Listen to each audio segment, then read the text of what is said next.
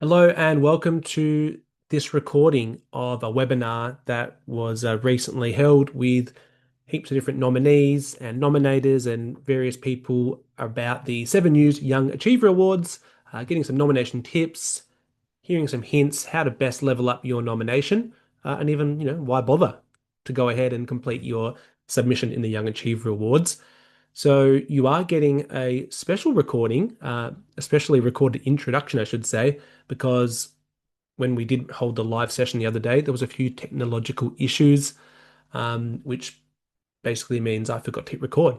So, these things happen. So we're just recording this first part, and then at some point, it'll flick back across to the original version that was held with everyone, especially because there was a few questions that were asked in that session, which you may benefit from. So let's dive into it. And I'd like to start by acknowledging the country that I'm recording today on, which is Bunurong country in the southeastern suburbs of Melbourne. Pay my respects to the traditional owners of this land that I'm on, I should say.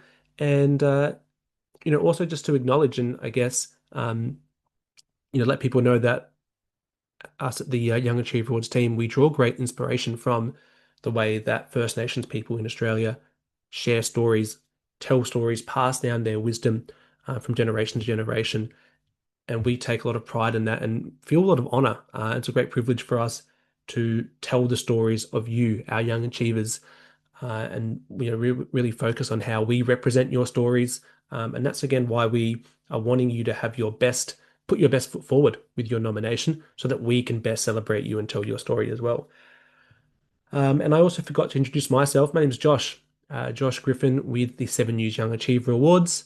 So feel free to connect with me on LinkedIn or anything like that. You can just find me at Josh Griffin. I love, connecting with our Young Achiever Awards participants and nominees, and reach out if there's anything I can do to help you with your nomination. Or the other best bet is to contact us if you have any questions. The email address is yaa@awardsaustralia.com. That's YAA at awardsaustralia.com. You can also head to our website, which is youngachieverewards.com. And obviously, you'll see here the different state options. Click on Victoria, that's our example. You can get a lot of information here as well about the various categories that are on offer. You can see that there. You can nominate now at this button here, or if you're continuing a nomination, up in the top right corner.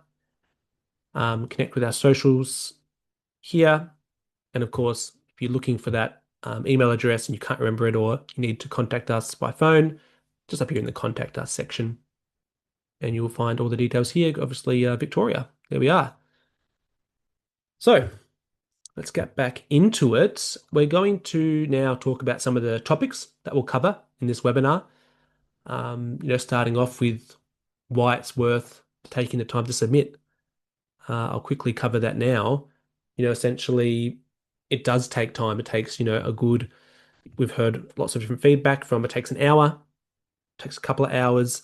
I would say if you've got your information, together, and you're somewhat of an organized person, you know where, certain things are in your computer and stuff like that, should only take an hour to nominate. But we do hear, of course, some people take a lot more time, and it can take time to gather, information from different sources and things like that.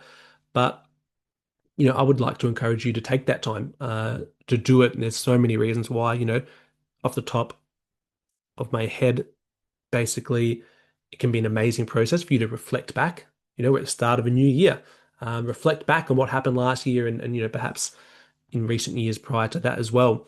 I think sometimes it's easy just to keep, be forward focused, but reflecting, thinking about, the achievements we have made, that can help us with our future planning and help us to move forward and stay focused on where we want to go. So it is worth doing that. We've heard people, they, put it on their resume that they've been nominated, and especially then if you do progress through the judging as well, that's a really cool thing. And some other lovely ways that we like to celebrate young achievers, and that's our mission, through these awards, is to celebrate as many young people as we can. Is that for everyone nominated, with your permission, we'd love to feature you on our social media.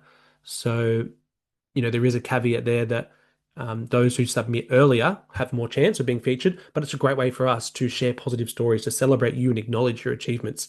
Um, And to do that, yeah, we need you to nominate. We need you to submit, don't we?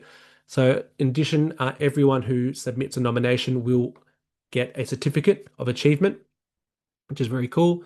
And also, you'll be invited to our awards night, our gala presentation dinner held at Pullman, Melbourne on the Park later this year. And anyone nominated who attends that event will be presented up on stage. So, regardless of whether you are shortlisted through the judging process or not, if you're nominated, you can come along to that awards night. You can be presented up on stage in front of 400 people.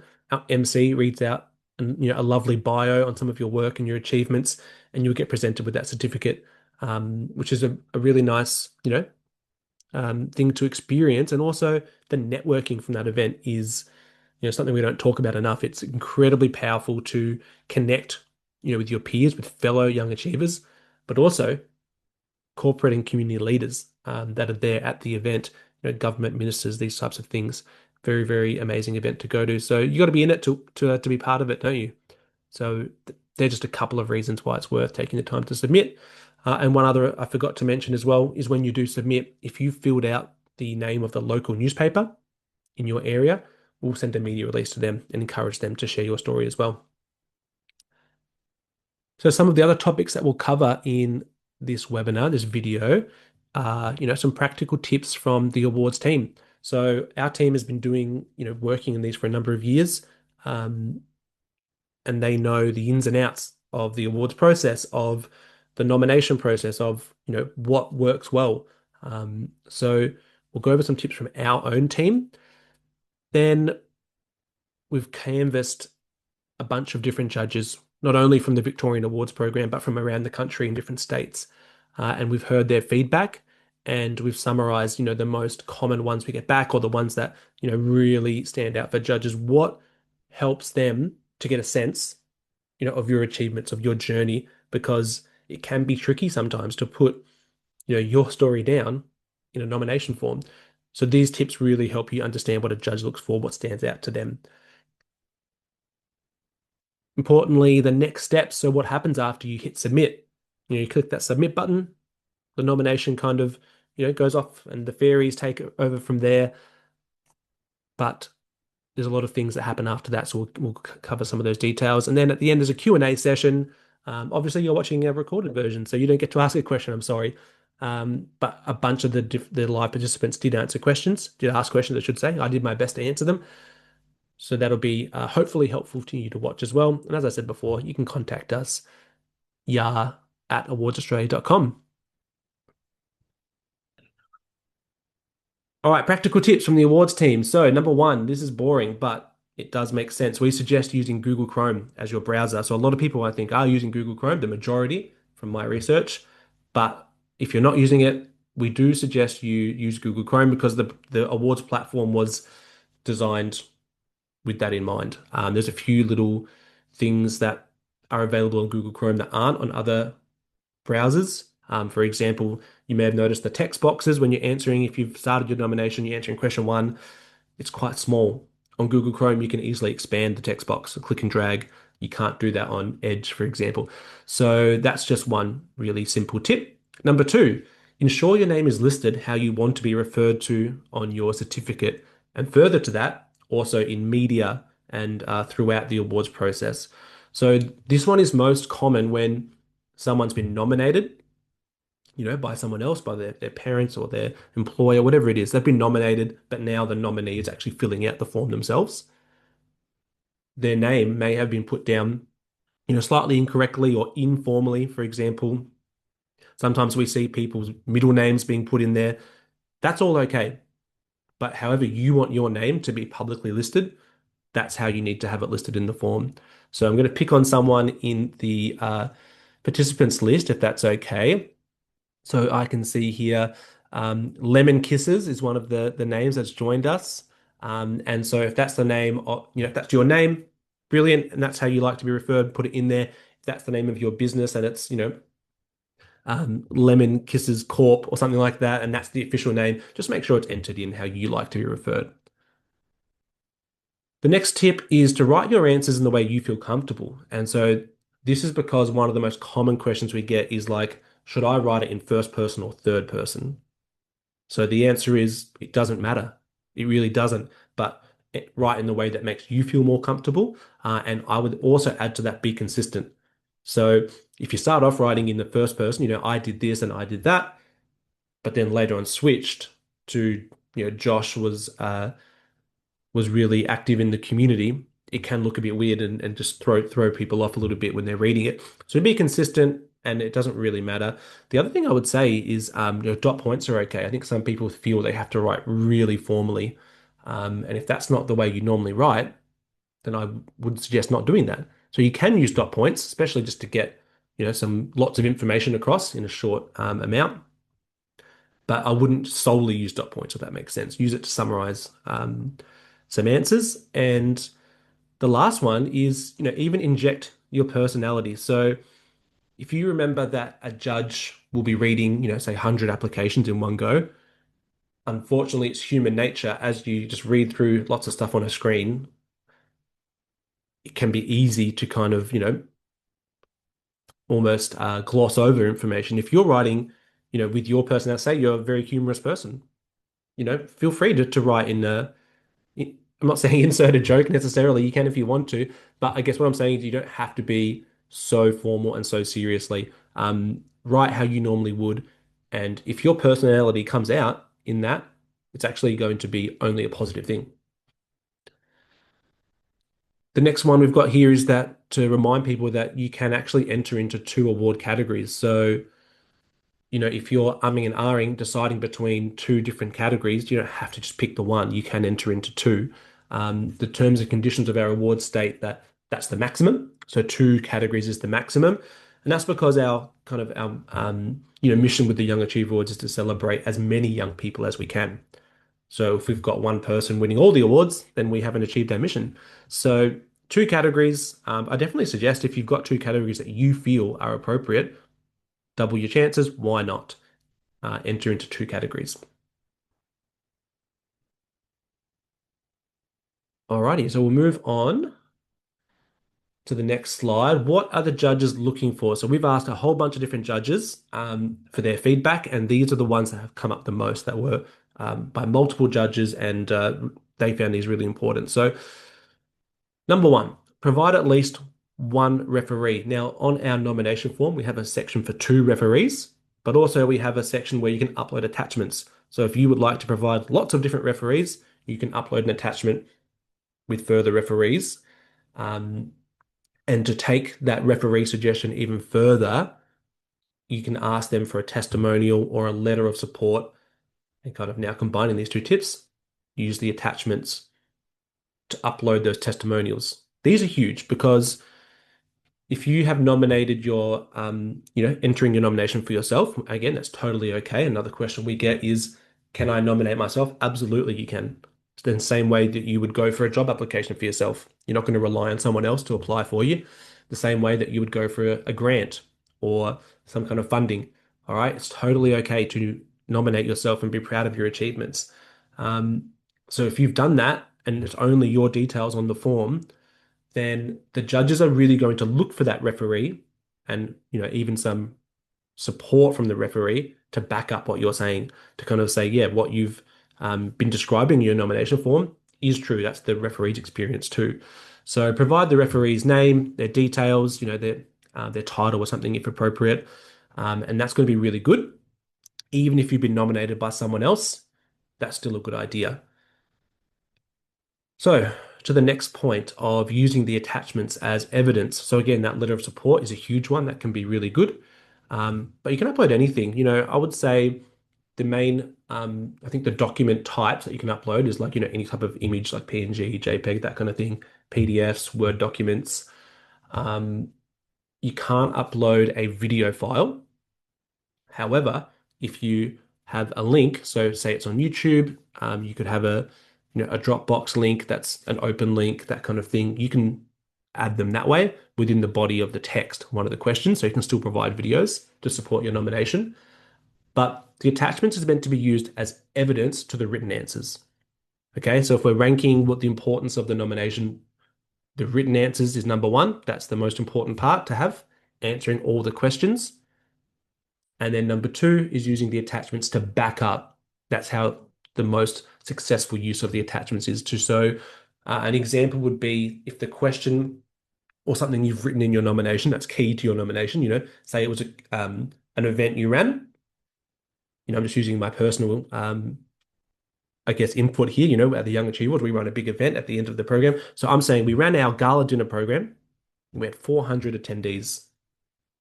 It was amazing. It was covered by Seven News. They did a big story on it. That's all well and good for me to say that, but the judge is going to say, well, how do I know that took place? All right, so we show an image, upload an image of a packed out ballroom with 400 people. Bang. So we ticked off that one. I've got now an image of me delivering a speech at the event or something like that. So I can say, at least I delivered a speech to 400 people, that kind of thing. I can attach a link to the Seven News story to show that they covered the story on the news that weekend. So these are the ways that we back up our claims of what we've said. I say claims, it sounds like it's a insurance kind of thing. So that's the way we're backing it. We're showing evidence of what we've written. So I hope that makes sense. And like I said before, if there's any questions, please let me know. Our next point here is to refer to the category description. So I'll quickly just change screens here. Hopefully you're seeing that. If not, if nothing changed, let me know. I'm just changing over to the screen here. I'm waiting for someone to tell me if it worked or not, but that's fine. There's different award categories, obviously, with the Victorian Young Achiever Awards. One of the categories is the Konica Minolta Career Achievement Award.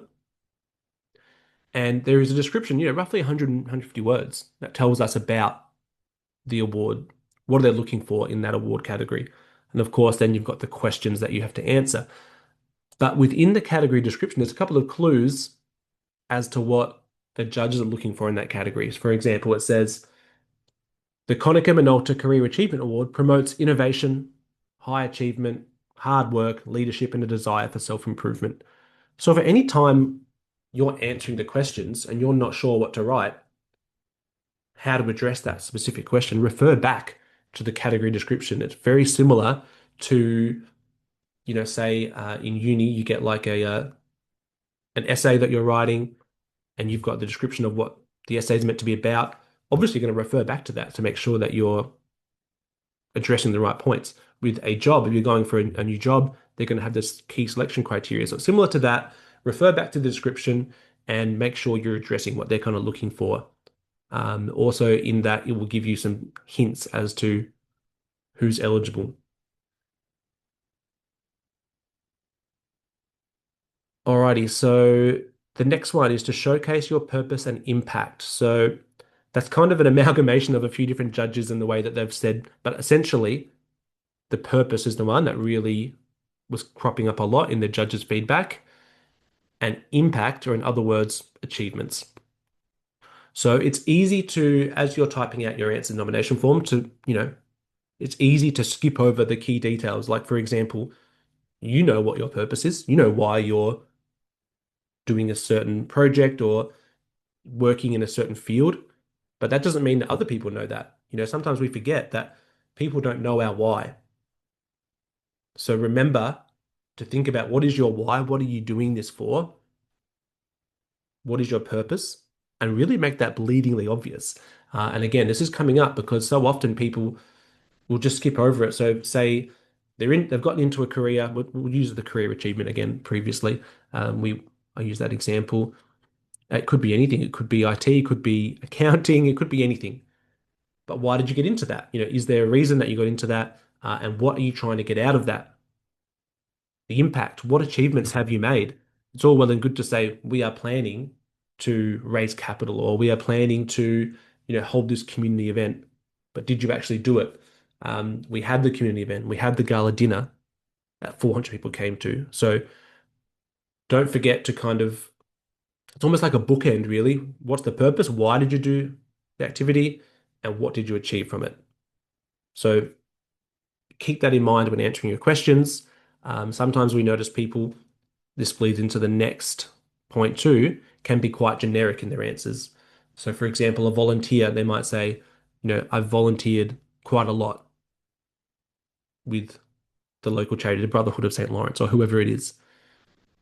That's very generic. So we've got to say, I volunteered 10 hours every week of 2025. And that could be because you did a certain program, because there's a certain goal you had. So yeah, be specific. We had, again, going back to my gala dinner example, we held a gala dinner and we had a lot of people come. It was a great event. Versus we held our gala dinner. It was at the Pullman Hotel, Pullman, Melbourne on the Park. 400 people came along, which was a sellout event. It was at capacity.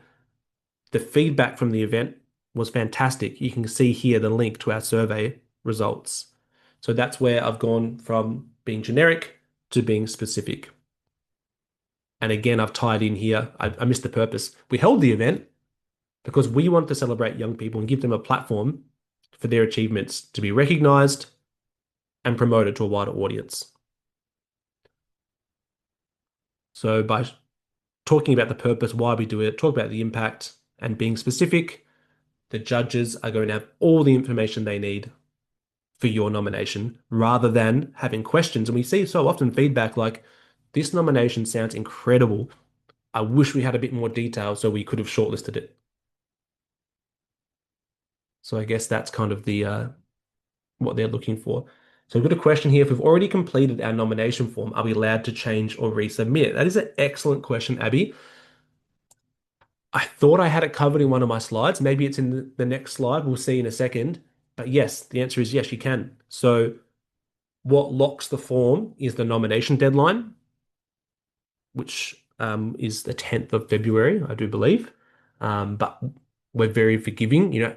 These awards, I guess the difference between the industry awards or that kind of thing is that there's a really set deadline and it's hard and fast, and especially with paid awards, they have to kind of be a bit more stern. But, we're trying to really showcase positivity. So get your nomination in by the 10th of February and we can grant some extensions from there. But that date is when your nomination becomes locked. So even if you've submitted it, you can use the exact same credentials that you got emailed previously to log back in and to make any changes and updates. And you can continue to do that up until that deadline. So I hope that's answered your question, Abby. And in fact, we encourage people to do it. You might submit your nomination and then you want to enter into a second category, as I mentioned before. So you might need to log back into your nomination and get some more information from it um, for referring back to your new second category. All right, another question from Oliver. What can we do if my local paper isn't listed? That's a really good question. Definitely email us. So email us to YAA at awardsaustralia.com. I'm popping that in the chat. And we can look into that because it's kind of a fixed process from our end. You select the nomination form, the local paper. When you hit submit, the media release gets sent to them. So what we do then is we just keep adding, papers and media outlets to our list. Alrighty, so I might say there's a few more questions coming in. I might skip through and address some of those at the end if that's okay. I will get to them. All right, what are the next steps in the awards? Oh, look at that. I did have it in the. I should have reviewed my slides before we did this. So after you submit, you can still edit your nomination up until the closing date. Perfect. Abby, very insightful question that you answered, that you asked previously. You were ahead of it, ahead of the game. Fill out our nominee snapshot form for a chance to be featured in our social media account. So I kind of hinted at that earlier. We love featuring our nominees. And for us, again, it addresses our mission of celebrating as many young achievers as we can. So when we get to the finalist stage, we do narrow our focus and we're really promoting the finalists at that stage. So before that, we want you to fill out our form that gives us permission. I guess we just don't want to assume that the information you provide us, even though we do have in our nomination form, we ask you to, agree that the information provided is for media purposes. We just like to be really certain that you're happy to be shared. So fill out that form once you've hit submit. That's the key word there. You've got to submit your form. We'd love to feature you. And again, it's a way we can celebrate you as a nominee. We can share stories of young achievers and we can just get that loop of positivity going. So I guess the final step, in the awards, it's not the final step actually, it's the midway point. The judging gets underway. So we've timed the nomination deadline, the 10th of February specifically, so that we have enough time for our judges to do their review. Our team does some, quality assurance, some reviews and things like that. Our judges then get the nominations and they start their process. So that's why we have the deadline for that reason. We can give out some small extensions, but not not a long extension, if that makes sense. So now's the time. We definitely encourage you to submit as early as possible for a few reasons. One, you have more chance to be featured on our social media if you would like to, because again, once we move to that judging stage, we kind of focus on that. So the next few weeks is when we really want to be featuring as many nominees as we can. And two, if you do have questions or you want to, request some letters of support from your referees or nominators, you'll need time to allow them to do that. So submit as early as you can, and it will be great. All right, next is the Q&A time, so we will get to those questions. So yeah, feel free if you have a question, just take yourself off mute. If we get more than one at a time, I'll just moderate that. Take yourself off mute, ask away. I'd love to get some questions. So one question that came through, where can we find the nominee snapshot form? That is an auto email once you submit. So once you press the submit button, and we'll go back a step, there is obviously a save draft and a submit button. Save draft just keeps your progress going, but your nomination is not finalized. Submit finalizes your nomination in terms of it's marked as ready for the judges to look at. And you also get emailed that nominee snapshot form. Fatima asks about the nominee snapshot form. Doesn't let me submit unless my summary statement is less than 225 characters. I'm not 100% sure on that, Fatima. I would suggest emailing us, yaa@awardaustralia.com, and we can look into that a bit further. What are the benefits of being shortlisted? That's a really good question. So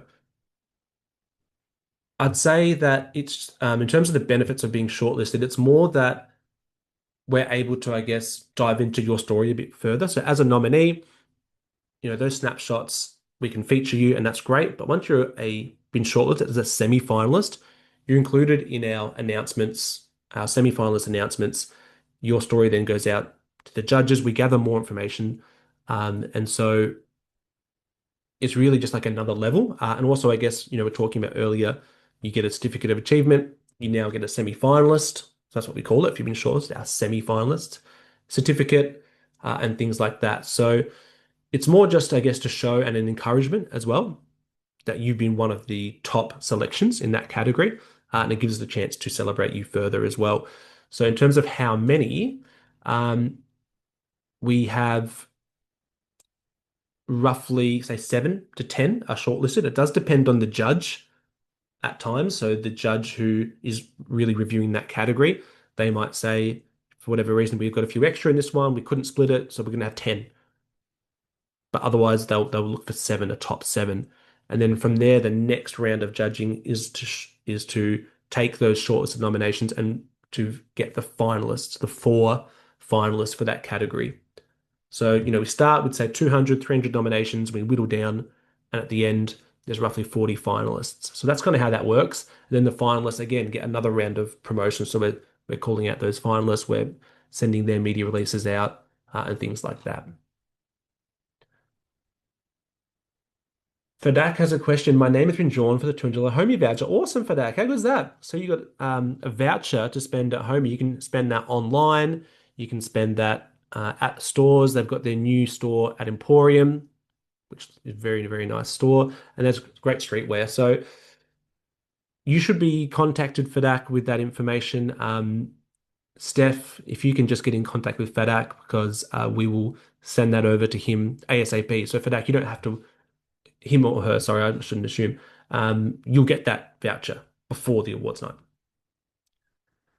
Abby, another great question. Are only finalists invited to the dinner? Are all nominees, or are all nominees able to attend that?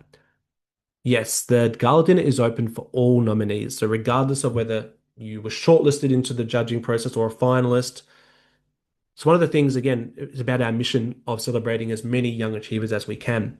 Any nominee who comes to the awards night will be part of an on-stage presentation. So our MC will read out a bio on the nominee. The nominee will be called up on stage. They'll get a certificate presented to them. Typically, it's by the Minister for Youth. and we take a photo of that presentation and we send you the photo.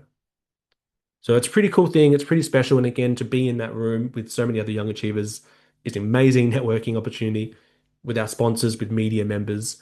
It's pretty special. And we've had, amazing feedback from our guests who come along. So yeah, you can certainly come along to that. All nominees are invited, semi-finalists and finalists. So I guess the difference is that the finalists will get a bit more of a detailed presentation to them as a finalist. But yeah, everyone is presented still.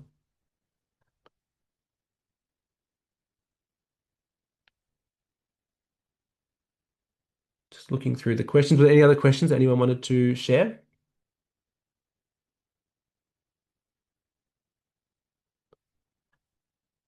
There was a question about uploading videos, but I think I covered that earlier. So hopefully, and I saw Steph did reply. Hopefully, it's all covered now. I would say the last thing is just a little reminder of the award categories we have on offer. There's quite a few, and I would love to hear if there isn't a category that's suitable for you, because we tried to really hard to kind of make sure there is a category for everyone. So that's important feedback for us. And as I said, because a lot of people are doing amazing things, they're eligible for more than one category. So we encourage you to nominate into two if that's appropriate for you. Otherwise, again, I don't want to take up too much of your time, so we can leave it there and wish everyone all the best with their nominations. A reminder of the deadline is 10th of February, so a couple of weeks to go. In my experience, it takes, a solid hour to get through the questions. To be fair, that's if you've got, information on hand. If it can take longer if you kind of haven't got some things to upload as attachments and things like that. But otherwise, the questions, there's only a few questions per nomination per category. If you're finding it taking a lot longer, get in touch with us. Our team is here to help you. And I think sometimes, and I do this a lot, overthinking, trying to perfect things. That's where we hear the longest kind of amount of time is taking. We can help you through that. Sometimes people are overthinking and not kind of or providing too much generic information where it's better to provide less specific information, if that makes sense. Do we get There's another question come through. Do we get feedback if we're unsuccessful and how we can improve moving forwards? Yes, it is a bit of we invite you to get in touch with us to request the feedback, purely because of the number of nominations. So we also ask our judges to provide feedback as they're reviewing and shortlisting the nominations and things like that. So we can do a mixture of reading through your nomination and giving our tips and our insights on where we could improve. And sometimes it's a specific comment from the judges. So let us know once the judging results are finalized. If you have questions, you'd like some feedback, we're more than happy to give it to you. And that's the whole point. One thing I'll quickly add in as well is that we see and hear time and time again from judges that they love seeing someone nominate again the next year. It could be simply down to the details weren't quite there in the nomination, and we can help you through that for the next year. It could be something like, look, they're early in their achievement journey. We'd love to see them nominated next year. And next year they are able to go up a level in the rankings because purely they've just had another year, up under their belt. And it's one of the reasons we love this category here, if you can see in the screen, the Little Gigs Australia Little Victorians Achiever Award, because we were seeing so many young, like super young achievers under the age of 13 be nominated. And just by nature of their age, unfortunately, not really getting a chance to be, shortlisted or becoming finalists. And so huge credit to Little Gigs, amazing company that sponsored that award category. And that gives us now a chance to nominate kind of that primary school, early teenage year achievers. That's a really special category. And someone mentioned, Abby, I think, had the question about can nominees come to the gala dinner? The nominees in that category will always get an amazing cheer from the crowd because it's very cool to see such young people, on their leadership journeys, I suppose. There was a question around 200, the number of nominations. Is that all together or in one category? That's usually all together, and we can't forecast so much because that number can rely on, did they fill out the questions or did they someone nominated? So sometimes that number's around 400, but it whittles down once we filter out the ones who haven't addressed the criteria, and then they don't go through to the judging. So that's across all the categories. And then, as I said, 7 to 10 semi-finalists per category, 4 finalists per category. Alrighty, well, let everyone get on with their day. Have an awesome rest of your day. Stay cool. And yeah, any questions, email us yaa@awardsaustralia.com to get in touch. And we'd love to help you out with anything. All the best with your nominations. Thank you for being part of this because it's so important that we keep sharing positive stories of young people. There's too many negative stereotypes out there that are absolutely false. And this is such an important thing that we can show Australia just how amazing young people are and the fact that young people aren't future leaders, actually, current leaders. They're amazing current leaders right now. And it's just a joy to read through your nominations. So can't wait to read through more of them. Thank you, everyone.